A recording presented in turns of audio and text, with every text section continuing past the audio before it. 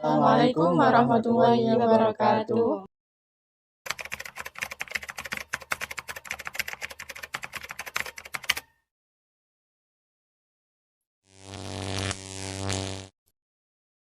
Kami, mahasiswa Universitas Islam Lamongan, Prodi Pendidikan Agama Islam, yang akan melakukan wawancara untuk memenuhi tugas akhir mata kuliah kewirausahaan yang diampu oleh Pak Zainuddin Al-Ansori. Di sini saya berada di daerah Kembang Bau untuk melakukan wawancara dengan peluang usaha bisnis Central Shop. Baik, langsung saja perkenalkan, nama saya Ivanul Wahidah. Di sebelah kanan saya ada Muhammad Fathur Rahman dan sebelah kiri saya ada Maria Ulfa. Langsung saja, mau tahu kita ngapain, yuk tonton video kita sampai selesai. Dadah!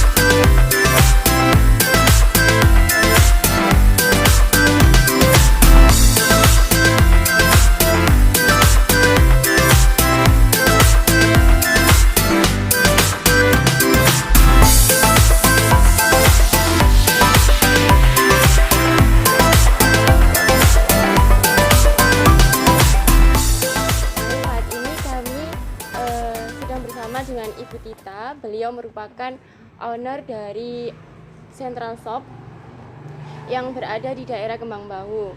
Kami akan mengajukan beberapa pertanyaan mengenai usaha yang dijalankan beliau selama ini. Oke, baik. Yang pertama, Ibu bisa dijelaskan atau diceritakan sedikit awal mula Ibu menjalankan atau membangun bisnis ini? Awalnya saya ikuti suami aja ke sini karena saya bukan orang sini asli. Jadi suami saya sudah buka usaha tapi bukan toko seperti ini. Dulu suami saya itu awal-awalnya itu ikut orang tua, ikut bapak, istilahnya itu masar. Masar untuk itu biasanya hari Kliwon, Paing gitu. Jadi jamnya itu cuma pendek. Berangkat setelah subuh, pulangnya jam 10, kadang jam 11. Itu masih tahun 90-an, tahun 80-an. Itu awalnya suami saya. Terus saya diajak ke sini, disediakan orang tua toko. Tokonya kecil, tokonya pun belum lengkap seperti ini. Yang dijual itu barang dagangan yang dijual di pasar dibawa pulang ke rumah. Nah, kok akhirnya getuk tular dari mulut ke mulut. Di situ jualan ini, jualan itu, ada jilbab, ada apa misalnya. Awal-awalnya itu jualan pakaian untuk bapak-bapak, untuk laki-laki seperti sarung ya, yang sifatnya pokok. Waktu itu zaman dulu kan model tidak seperti sekarang. Nah, itu ada sarung, ada songkok, ada celana, ada hem. Jadi untuk sekarang tetap saya kembangkan, tidak saya tinggalkan. Ada sarung, ada jarik, ada seragam, itu tetap untuk mengembang seperti ini. Saya terus berpikir, terus kenapa ya di kampung ini apa saya bisa jualan seperti di kota-kota, sedangkan saya sendiri dibatasi oleh suami, tidak boleh keluar kerja. Saya dulu pernah ngajar tapi sudah disuruh resign, sudah nggak usah nerusin bantu saya ya berjualan di toko. Nah, saya sendiri tidak mau jualan asal jualan. Jadi di situ tokonya itu yang pasti dulu waktu perkawinan masih muda, anak-anak masih kecil kan, sambil gendong bantu. Tapi ada pegawainya yang bagian ambil barang itu, tapi saya tetap standby di situ ya? Jadi sistemnya itu saya masih tetap di situ. Sambil di situ saya sambil berpikir mengembangkan diri saya, ini enaknya jualan apa ya, ini ada orang cari ini, saya harusnya jual. Terus kemudian seragam tetap ada di situ, campur itu ke sebelah, awalnya di toko sebelah, iya campur punya tokonya bapak. Akhirnya saya merambah ke daster kan, terus pakaian anak-anak wanita itu kan asalnya kan laki-laki semua pakaian wanita ya, terus pakaian anak-anak itu lengkap. Akhirnya merambah, kok ada merek ini ya, awalnya saya sendiri yang nge-branding pakai, akhirnya banyak yang tanya. Iya, jadi terus saya coba jualan, kok laku, saya jual lagi apa, jadi terus berkembang.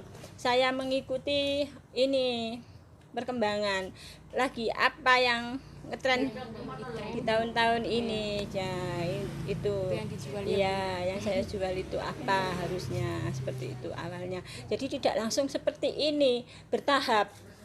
Tahun 96 saya, berarti itu sejak tahun 96 saya mulai Buka membantu di sini ya, di toko sebelah. Tapi tahun 96 saya mulai di sini. Tahun 95 saya menikah kan, 96 sudah mulai ikut langsung. Iya. Terus tahun 2005 saya buka toko ini, belum seperti ini pun saya bingung kita isi apa ya, mau saya isi apa, ini toko besar ini, anggapan saya toko seperti ini sudah besar karena saya nggak punya isinya,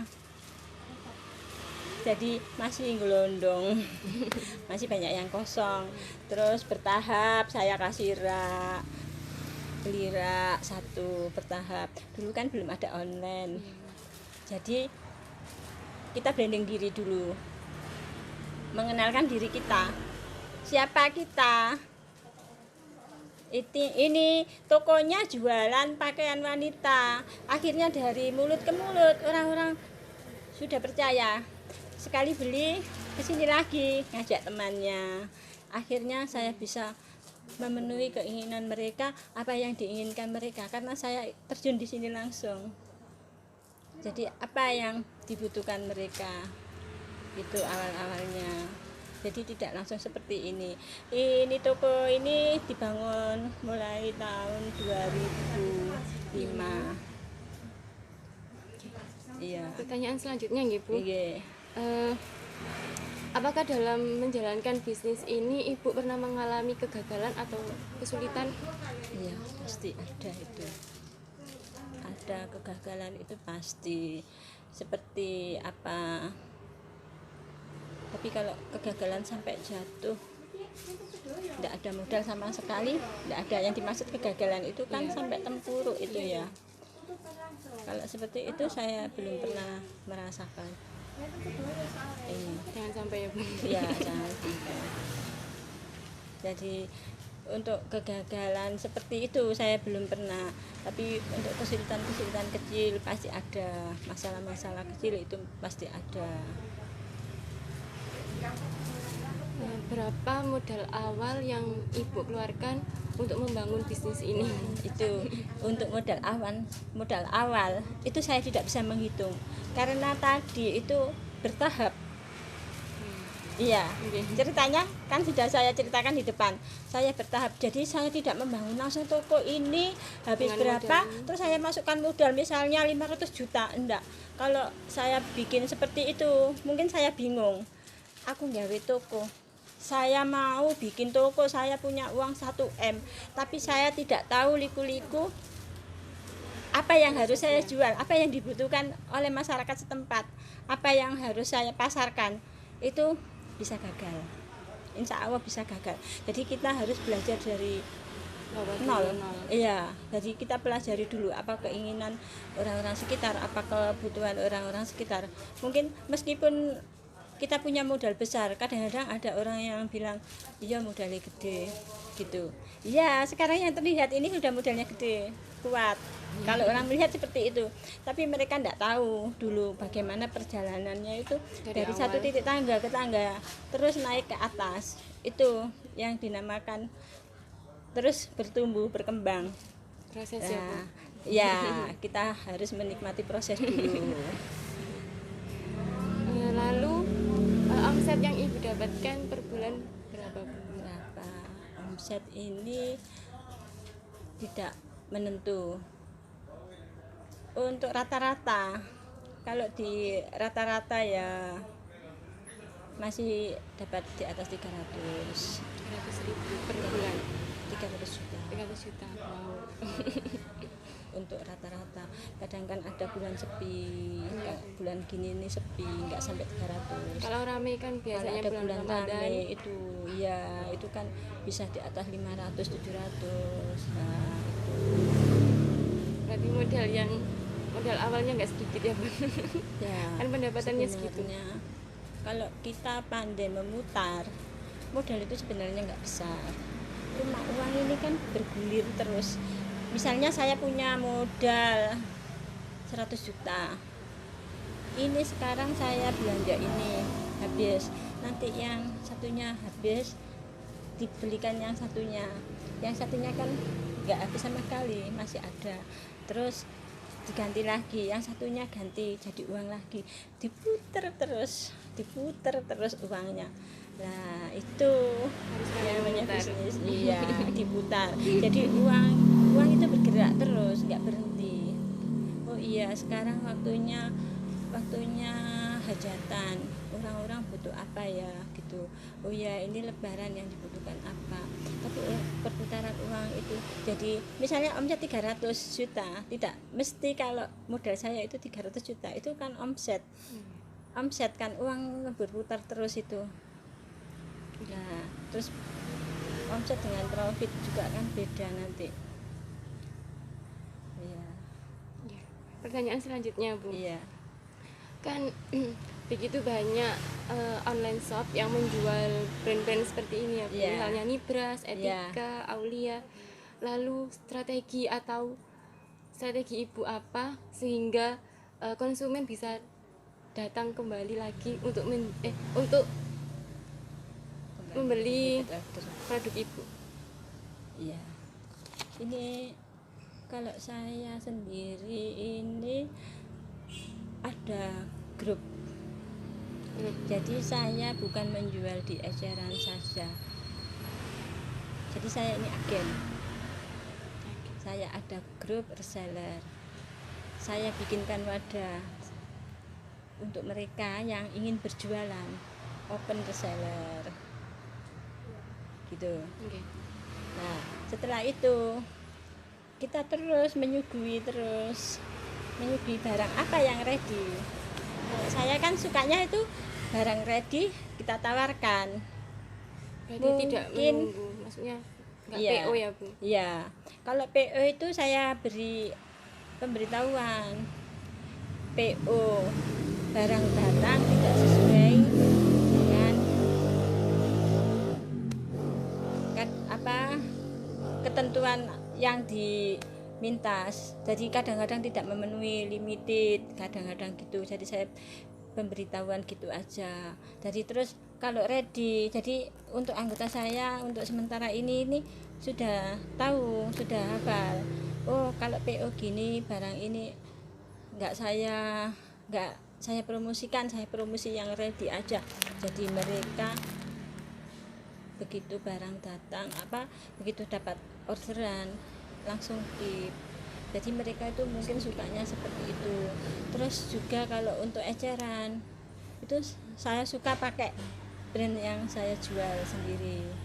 Jadi secara tidak langsung juga branding dari tokonya ini dari saya sendiri juga ya. Terus lagi kita juga harus menanamkan kepercayaan pada mereka. Kalau kadang kan ada yang beli, ini bagus enggak ya Bu Kaji, oh ini kalau saya enggak pernah pakai ya, saya bilang saya belum tahu ya, saya belum pernah pakai gitu. Kalau memang saya tahu ya saya jelaskan apa keistimewaannya, Deskripsi iya, produk ya Bu. iya, jadi keuntungannya pakai produk ini gini-gini saya jelaskan. Jadi terus kita itu kalau ngomong harus tepat, kalau janji harus tepat. Mbak, saya nggak bisa janji karena ini barang ini limited, jadi boleh pesan tapi jangan terlalu berharap misalnya, jadi nanti kita kesannya nggak PHP. Terus kalau ini pasti datang ya, iya pasti datang, karena saya berani bilang pasti karena barang itu sudah dinota dari pusatnya. Terus kalau saya pakai hari ini bisa nggak, insya Allah bisa, saya hitung perhitungannya. Jadi mereka sukanya itu seperti itu mungkin juga karena kita ini sudah memberikan kepastian, jadi kita mbak membohongi ya. Terus kadang-kadang janjian apa barang nanti kalau nggak suka misalnya boleh ditukar ya gitu. Pertanyaan terakhir Bu, Iya. apa yang menjadi motivasi Ibu melakukan usaha ini? Oh iya, yang menjadi motivasi saya ingin, sebenarnya saya kepingin punya banyak karyawan, jadi bermanfaat untuk banyak orang. Terus ini yang saya jual juga pakaian busana muslim, hampir tidak ada yang nggak pakaian busana muslim kecuali baju rumah. Itu saya ingin menghijabkan seluruh umat, itu mencairkan seluruh wanita muslimah biar tampilnya itu kalau ke pasar sudah nggak pakai daster lagi, Udah menutup aurat. iya menutup aurat, biasanya itu pakai daster sakwenake sudah kemana-mana ini. Jadi terus saya jual-jual jilbab itu, jadi mengajak orang-orang wanita muslimah ini berubah biar kesannya wanita-wanita muslimah itu enggak terkesan diremehkan sama orang-orang selain muslimah. Terus lagi saya juga punya banyak anak, saya juga ingin membesarkan anak-anak saya, juga memberikan pendidikan anak saya dari hasil ini, dan juga ada keinginan untuk membahagiakan orang tua dan kepingin membangun masjid, tapi untuk sampai sekarang ini belum kesampaian. Insya Allah Bu.